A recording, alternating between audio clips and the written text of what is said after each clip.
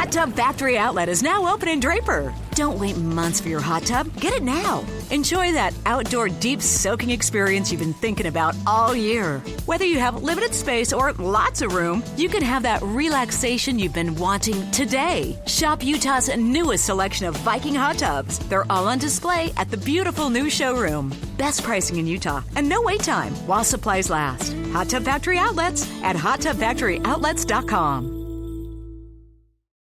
Are you interested in an exciting career with great benefits? Medley Pharmacy is hiring in Ogden, Utah for call center representatives and pharmacy technicians. Be a part of the fastest growing digital pharmacy in the U.S. that's looking to change the healthcare industry as we know it. Jobs with Medley have great advantages like a 401k, paid time off, gym reimbursements, and even medical, dental, and vision insurance. Candidates of all backgrounds will be considered. For more information, visit medley.com/careers today. That's medley.com/careers. Good morning. KSL News Time is now 5 o'clock, and it is Thursday, the second day of September. This is Utah's Morning News. I'm Tim Hughes. And I'm Amanda Dixon. Right now, downtown, 67 degrees. And a bad crash that's closed westbound I-80 near Park City. I'm Andy Farnsworth. Our top story this morning, U of U students have until the end of this month to get up-to-date vaccinations. Other universities in Utah have mandates that will go into effect later. KSL News Radio's Mary Richards is live with more. Mary?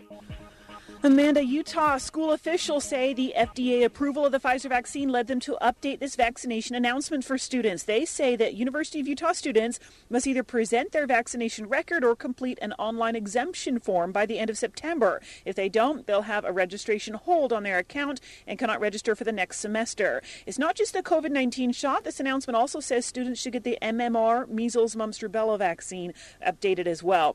Davis Technical College wants students to get this COVID-19 shot by December 22nd. UVU, Utah State, and Weber State also require it by the spring. SUU considering it. BYU encouraging it. Live, Mary Richards, KSL News Radio. KSL's top national stories this hour. The U.S. Supreme Court is allowing Texas's new abortion law to stand. The justices voted 5-4 overnight to deny an emergency appeal from abortion providers that sought to block the law. The controversial law prohibits most abortions once a doctor can detect a heartbeat, which is usually around 6 weeks.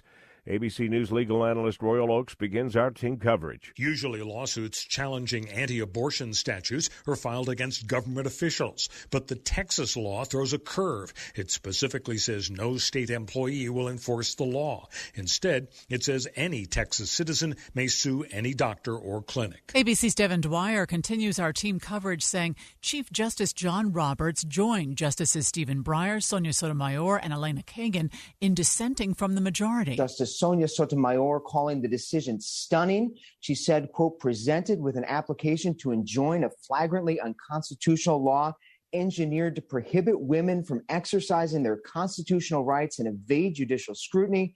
A majority of the justices have opted to bury their heads in the sand. And the Chief Justice, John Roberts, one of the conservatives, joining with the liberals in dissent, he said he is aware of the impact of this law. He would have held the status quo for now while those challenges continue. Those opposing the new law say many women won't even know they are pregnant at 6 weeks. The Utah Department of Transportation is taking input on how to reduce traffic in Little Cottonwood Canyon for one more day. KSL News Radio's Heather Kelly is live with how some Salt Lake County officials are voting. Heather? Well, Tim, the choices are down to enhanced bus service or a gondola.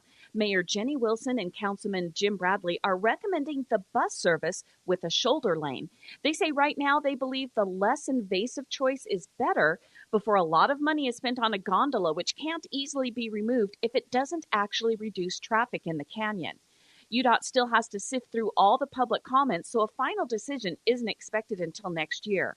So far, a majority of people prefer building the gondola. Live, Heather Kelly, KSL News Radio. The remnants of Hurricane Ida dropped massive amounts of rain over New York City and New Jersey overnight. This morning, we know of at least 7 people killed in New York and 1 in New Jersey. This Staten Island resident had to be rescued along with his wife and 4 children when they became trapped in their flooded home. When the water came through the walls, it trapped me. So my wife is at the bottom of the stairs trying to scream to me to get out. And I didn't know what to do. I was trapped. The National Weather Service issued its first ever flash flood emergency for New York City. The storm flooded the subway system and even spawned multiple tornadoes. This man says he's now homeless after a tornado took the roof off his house. Right now we're trying to figure out where we're going to go. Plenty of support, neighbors, friends, and family. But what do you do? The mayor of New York City has declared a state of emergency.